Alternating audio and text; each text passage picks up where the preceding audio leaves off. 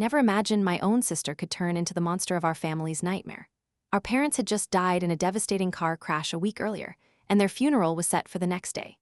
My big sister, Emily, had rushed back from college to support me, even promising she'd handle the heartbreaking calls to the rest of the family, breaking the news and inviting everyone to the service we were scrambling to arrange. I was so touched by her offer that it nearly brought fresh tears to my already exhausted eyes. Grief had me in a chokehold. My face stayed puffy and raw from nonstop crying. That's when I paused outside her slightly ajar bedroom door, my knuckles raised to knock. At first, a wave of relief washed over me. I figured she was finally making those calls. But then her voice drifted out, soft and scripted. "I want to thank you all for your support during this incredibly dark time," she murmured. Heart pounding, I shoved the door open. My stomach dropped. There she was, filming a TikTok, draped in Mom's cherished locket around her neck and puffing on one of Dad's fancy cigars like it was some edgy prop. The second she spotted me, she ditched the cigar on her desk and hit pause on her phone, plastering on a fake smile that never touched her eyes. "What are you doing in here?" she snapped, all warmth gone. "Did you call them?" I shot back, voice cracking. She blinked, then furrowed her brow. "Call who?" "Our family," I pressed. Emily sighed dramatically, rubbing her temples. "Look, Alex, I've been slammed. I'm dealing with this in my own way. Humor helps me cope, that's why I made this video using a couple of their special things." I let out a bitter laugh. She shot me a death glare. "Get out," she hissed. But I didn't budge. I stepped closer instead, glancing at her phone screen still glowing with the app. The video she'd just uploaded was right there, already racking up 47 likes, hearts, and comments from total strangers pouring out sympathy for our loss. My hands shook as I snatched the phone from her grip, brushing off her indignant protests.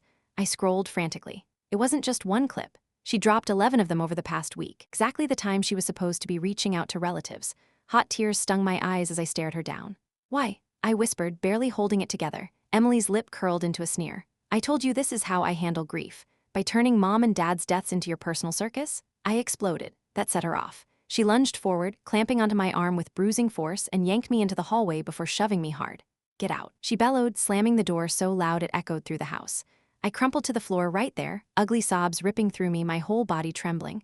"The funeral's tomorrow," I choked out through the wood. "You didn't call a single person. No one even knows they're gone." A muffled chuckle seeped from the other side, cold and cutting.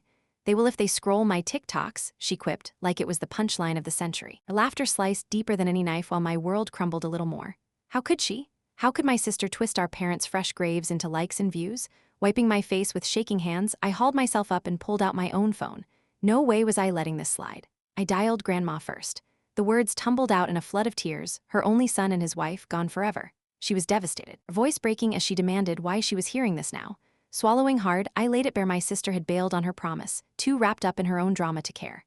Next came Aunt Sarah and Uncle Mike. They were gutted, voices thick with shock, but swore they'd catch the first flights possible.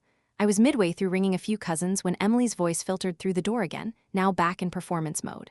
"I just had this blowout with my little brother. It really shows how grief rips families to shreds. Not sure I even want custody of him anymore." My blood turned to ice. Custody? At 21, she could hardly keep a houseplant alive, let alone fight for me. The family trickled in just in time for the service, weary from red-eye flights, faces etched with confusion and hurt. They kept asking why Emily was holed up in her room like a ghost. I could have spun some soft excuse, shielded her one last time, but I was bone-tired, raw, and over it. So I gathered everyone in the living room and spilled the whole ugly truth. I watched their expressions shift from irritation to pure fury.